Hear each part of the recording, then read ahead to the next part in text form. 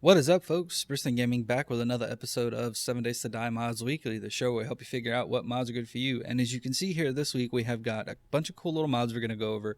Some that are by the same authors, some that aren't. But before we jump into anything, I want to take a second to say thank you to everybody who has liked or subscribed on the content, because it does help out. It does mean a great deal. And thank you to the mod authors, because you guys do a ton of good work. You guys deserve some good recognition. Now we're going to go ahead and jump into our first mod. And there's somebody out there shooting around like a jackass. I had to go out there and teach him a lesson. But our first mod here, as you can see, is called Duriel 7's More Common Steel Ingots. And the reason I like this mod and the reason I'm recommending it is because this mod does a good deal for new players. And not just new players, but also old players, but it's really helpful for new players. Like my wife Luna uses this a lot because it really helps her out, because there's been times where, I don't know about you guys, but I've been playing up until like day 40 something before I've ever found a Crucible schematic or a Crucible itself. It's a pain in the ass, and I don't know why. Like, the fun pips have made it super hard to find, but what this mod does is it makes the broken vending machines, the gun safes, and the munitions boxes all give forged steel. Oops, sorry, wrong button. So we're going to sit here. You see, I've already gotten one forged steel ingot. So we're going to go ahead, we're going to scrap this thing down, and we're going to see how many I get by the end of it. And the reason why I like this mod, too, is because you can actually make it to where you can get 1, 2, or 3 times more than what you normally get. 1 is kind of about the average. I've actually got set to where I should get 2 times more than normal from this, because, you know, I think broken vending machines should be giving steel anyway, not just iron, because, you know, I've worked on vending machines before. I've been inside them. Those things, like, they have more than just, you know, the crap that we normally see. So let's see, we've got 6. So we got 6 from that one broken vending machine. And now this munitions box is going to give us how many? So it only gave us 1. But that's better than nothing. Now, I would go ahead and I'd hit this gun safe, but that's a ton of HP and it would take forever. So I don't want to edit the video like that. But this mod is really good because it's not just those things. Like, it's not just the broken vending machines, the gun safe, the munitions box. It's also the light poles and stuff outside of the fire stations. It's also the chandeliers that you'd find scattered around. It's also the hardened chests, the street lights. They all give more than what they normally would, or in some cases, like the munitions box and the broken vending machines, where those don't give forged steel at all, now they do. So it makes it where you actually have a chance of getting forged steel earlier than you normally would, so you can progress a lot better. That's why I say it's really good for new players who might need that, whereas older players kind of know, okay, I don't have steel yet, but there's, you know what to do without those things. But with that, we're going to go ahead and move on to the next mod. Alright, folks, so our next mod, as you can see, is called the H7SB Sleeping mod, and it's a super cool server-side mod that adds functioning beds and also a cool little fatigue thing to the game. But not only that, it actually takes these little gravestones here and adds them to the game. Now, what the bed does is you come here, you lay on the bed, you see how I've got that little green thing right there pop up? Now, if I come here and I look at my character, the buff, oh, it went away. But so let's go ahead and we'll pop up real quick. What this mod does is it actually takes, and the longer you play, the more you do, that little buff is gone now. So the longer you play, the more fatigued you get, the more stuff you do. You get fatigued. Fighting zombies makes you fatigued, running around makes you fatigued, all kinds of stuff that you do makes you fatigued. So this is cool because as you get more and more fatigued, the more tired you get, the slower you're going to run. You're going to notice your run speed is going to drop drastically. You're not going to be doing as good. This is cool because it now makes coffee slightly reduce the fatigue. Not a whole lot, but it does help out a little bit, especially until you can get to a bed. But the beds are super cool because you can pick it up and it doesn't act as a spawn point. It's just a rest point. So you can actually take this with you, lay it down, lay down for a second or two, restore your fatigue, jump up and pop away. Now, I'm going to show you guys one more time. It's been a few seconds, so let's see. Let's see if I can do this fast enough to show you. Nope, the buff is just super fast. But right down here, this 100%, that shows how good we are. That shows that we're good. We don't need to lay down. We're fine. The more you're out running around doing things, killing zombies, looting, what have you, the more tired you're going to get, the more you're going to need this. But not only that, so these gravestones here actually set your respawn point. As opposed to a bed being the respawn point, it's now a gravestone. I like this a lot more because the gravestone doesn't take up as much space as a bed. You can put this off in a corner, kind of out of sight, out of mind. Don't really worry about it. You don't have to have like a a big place for a bed. Just set a gravestone, run away, you're on your own.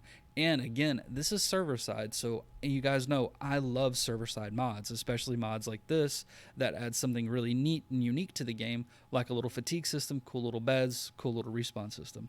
But with that, we're gonna go ahead and move on to the next mod. Alright folks, as you can see here, our next mod is called H7SB Storage. Now this is a cool little mod that adds 2 server-side vehicles to the game that are kind of a step between the bicycle and the first car you can get, which I think is like the motorcycle. It's been a while since I've actually crafted normal stuff. I either play on the Deadfall server or I'm playing on this and I'm goofing around with stuff. But it's really cool because if we come here and we look at the shopping cart and we look at the storage of it, it's got a good size storage. And then if we go ahead and we start pushing it, starts out pretty slow just like the bike, and then it takes your stamina to go faster just like the bike. Now it does consume stamina a little bit faster than the bike does, and it's not quite as fast, but it's better than, oh, it was the mini bike. That's the first one that you can craft besides the bicycles. The mini bike, sorry. That's kind of off the wall and a little weird, I know, but that's just kind of how my brain works. But this is a good little mod, and it's again server side because, you know, I love server side mods, but it does add some extra stuff. If I can get this stupid hand truck to let me interact with it. These things kind of have a weird, I saw it. There we go. Come on. There we go. Okay, so and then you look at this one. This one has really high storage. And we can sit here and you push it the same way. Again, I'm not going fast. I'm using a ton of stamina, but it's really good, you know, playing on a server or stuff like that, or you're playing with a bunch of friends, you need a vehicle that you can throw a whole bunch of crap in. Here you go, you got one. You're not going to move super fast. And the stamina usage does make sense kind of from a role-playing standpoint because, you know, we're pushing something like this. It's going to use some stamina. Like, I mean, I don't know about you guys, but you get to a point on a bicycle where if you're pedaling enough, you can coast for a while and you're fine. But with this, it actually uses some decent stamina to push it around at a quick pace. But these are really cool because it gives another vehicle to use that's a step between a bicycle and the mini bike. A lot of storage on these, so they're really good for when you're going out and about looting and stuff like that. And you can set these down outside of a building or something like that, loot what you need to, go about your business, come back, and then, you know, if you've got other vehicles, you can actually, you know, use these as a hold or transition point. So it works really well. It also does tweak some stuff with the backpack where it adds slightly less or slightly more depending upon how you have the customization going on with the storage stuff. But I don't really use it. There is a separate mod in there called Z Storage Big. I don't know exactly what it does because I don't know. It seems to work, but it seems to not really interact well with the normal backpack or with the mod backpack like I'm using here for the Riles backpack. If you're using, I think, just the normal one, it works really well. But with that, folks, we're going to go ahead and move on to the last mod. Alright folks, as you can see here, our last mod is called On-Screen Display by DW420, and it is a awesome mod. Now you see on my compass, I have a little mark there for a trader. Not only that, it's showing up on the actual HUD itself in the middle of my vision how far away the trader is. But not only that, now it's showing an actual distance to turrets, to vehicles, to the bed, stuff like that. That's, or as it says, spawn. That's why this is super cool, because all of this stuff is marked. Now my spawn point right here is marked. Shows spawn, shows as a bed. That's where I'm going to respawn. All these turrets marked. So if you're out and about and you forget your turret somewhere, this is going to help you find it. Not only that, it shows the locations of zombies and stuff. If you're watching this on mobile, it's going to be a lot harder to see this, but at the top of the screen on the compass, there is a red person. That's either a zombie or one of the guys from the Wasteland mod. It looks like a zombie. And what's really cool is once I get to about 30 meters away, it's actually going to show up with a little dot on it right in the center of the display. Okay, so it's a little stripper. There we go. See here? Now, the B-Dubs alert hasn't gone off yet because we're not within 20 meters of it. So as we sit here and we walk closer to it, it's going to pop the B-W's alert. There it goes. Bottom left hand, that's the B-Dub's alert. As she gets within 8 meters, it's going to pop up a skull signifying that, there we go. But as you saw, right there, it's marking where she's at so many meters away. Now this isn't going to show you stuff that's, you know, behind you and stuff like that. It's only going to show what's in front of you. But as you see here, now I'm I'm super far away from everything else, but those turrets are still showing up 100 meters away. That's why I like this so much. I'm far away from these turrets. So if I'm out and about and I drop it, I forget it. I'm like, son of a crap, where did I leave this thing? I don't have to hunt for it anymore. I don't have to be really close to it for it to pop up. I can actually follow it like this. That POI over there for the trader I've marked is also, you know, really good, because if you're out doing a quest and you've got to get back to a trader, if you've got it marked, you're like, well, how the hell do I get to it? I don't know where it's at. This helps you find it a lot easier, because now you can see it on your display, not just on the compass. Sometimes following stuff on the compass can lead you astray. It's happened to me all the time. I follow it, and then I'm like, well, where the crap is it? Can't find it easy. I don't know, however, why it's showing these up as 2 as opposed to just the 1. Maybe because they're modded vehicles. That could be the reason why. But it does work really good with the vehicles and stuff. As you see, like the turrets and things like that pop, they're a lot more vibrant. The spawn point actually shows spawn. That Jeep over there doesn't show up because I'm within render distance, but if I back away from it, if I get a little bit further away outside of its render distance, it'll actually pop up. Come on. And nope, still too close. There we go. See, now it shows that that Jeep is 145 meters away, and it shows a cool little icon. The closer I get to where it's within render distance, it goes away. Because it's a modded vehicle, it does that. I don't know exactly why, but the fact that this works with modded vehicles like that is really awesome. I think D420, or DW420 rather, sorry about messing your name up. Don't get upset, I mess everyone's name up. Ask Actinium Tiger. I messed their name up for a long time, and it wasn't until like the last episode where I got it right. So, you know, just grain of salt with that one, buddy. But this is a super good mod that they've done a ton of really good work on. I think the coding on this is super, super amazing, because it works so well with a lot of other stuff. Now, there are different versions. You can do an all-in-one version like I've done here, which kind of shows everything. You can do just a zombie version if you just want zombies. You can just do a player or a POI version if that's what you want. I've got everything because I think it really works really well. And I actually added this into Lunabug's gameplay, and it has helped her a butt ton. When I say it's helped her a butt ton, I mean, like, she struggles with games like this because she's not a gamer like I am. She doesn't play like I do. This has helped her so much. For new players, I think this mod is mandatory if you want to have fun to learn how to do stuff. Eventually, you can take it away, and you'll see how much you've learned by using stuff like this, because it teaches you little things. It helps you spot zombies and stuff. Now you're looking around for them a lot more. You're going to keep your eyes peeled. Of course, you're not going to have the handicap of being able to see the exact distance of, 30 meters away and stuff like that. But it's going to train you to look for things. It's going to train you to keep your eyes out just a little bit. It's not necessarily a crutch constantly, but it can be a good training aid. But with that, folks, we are done for the week. Make sure you like, subscribe, drop a comment down below. Let me know what you think. Have fun, take it easy, and we'll see you next time. Folks, I had just finished up the recording and everything. I had loaded everything to Vegas Pro, was getting ready to edit everything down, and then I thought to myself, you know what? Today is the 4th of July. Now, you guys are watching this on Monday, July 5th, not the 4th of July. But if you're not an American, this isn't going to mean as much to you as it does to us, because we're a bunch of gun-toting, fireworks exploding, crazios, psychomatics.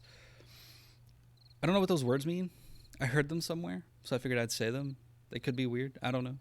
You be the judge. But this mod is super cool. It adds something really neat to the game that could be like the ultimate PvP weapon, as it's called in the mod description. I didn't add it to the beginning of the list at the beginning of the episode. It's just something special I decided to throw in, realizing that, today, for me at least, on Sunday, when I'm recording this, is 4th of July, Monday, the day after. I figured, you know what? I'll show you guys something neat to help celebrate this day that America just celebrated. And this is called the Nuclear Arsenal by Algo88/Diabloy. And it adds what's called the Big Daddy. Now, the Big Daddy here, as you see, it does a ton of damage, and it fires the Fat Kid. Now, the cool thing about this mod is you can actually craft, if I come in here and I type in Big Daddy, you can craft it at a workbench. It requires a ton of stuff to craft. So this is not something you're going to craft day one. You have to have a rocket launcher, repair kits, a whole bunch of stuff. Super expensive, but it does a ton of damage, so it's super worth it. And then the Fat Kid. The only way to get the Fat Kid is to buy these from the trader with the level 5 better barter. You have to have it in order to unlock it. So there's one zombie there. One zombie ain't going to be enough. We're going to need some mo. So what we're going to do is we're going to come out here kind of way far away from everything. And then I'm going to come down here and I'm going to spawn in a whole bunch of zombies right here in this little valley. So we're going to go type in F6. I'm just going to spawn in a whole bunch of stuff. Demolitions, Darlenes, barrels, stuffs. Spawn stuff looking at me's.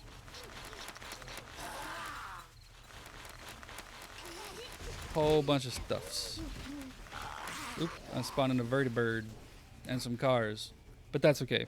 I'm gonna go ahead and I'm gonna freeze the AI. We're gonna get far away. Now I don't know if this little laptop I'm playing on is gonna handle this, but let's see what happens when I go boom. Okay, so either the game is gonna crash or it's like super. Wow, look at that. It destroyed everything. Except for the vertibirds. Huh. Okay. Well, that's kind of neat, actually. The cars are still good. All the zombies are dead. Go ahead and pick these guys up.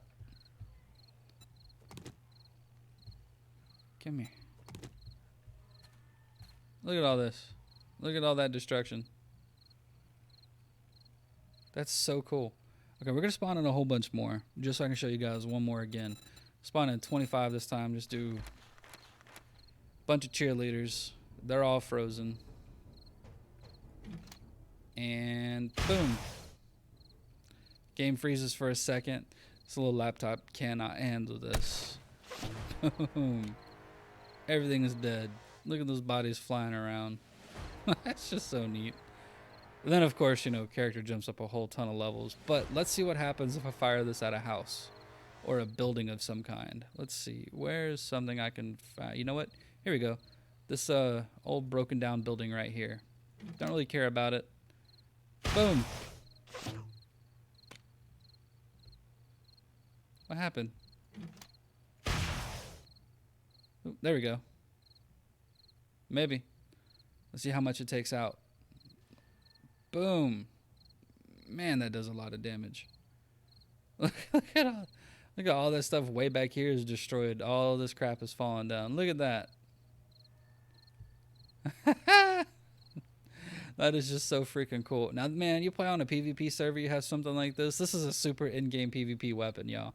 This thing would be insane to play with on a PvP server. Look at what it did. And then, of course, you can always just reset this with quests and stuff. So it doesn't really matter what's been done to it. I just think it's super freaking neat. It even damaged some stuff over here. Oh, I love this. Oh, that thing is just too cool. That's such a neat weapon. I think they've done so good with that. You could just have so much fun with this. Just have so much fun destroying POIs and stuff with it. You make really fun videos with it if you wanted. I know there's people who make videos of just watching POIs collapse and stuff. I think this would be pretty fun to play around with. But now we are actually done for the week. I know I did the outro last time. I'm not going to worry about doing it another time. But I just want to say thank you guys.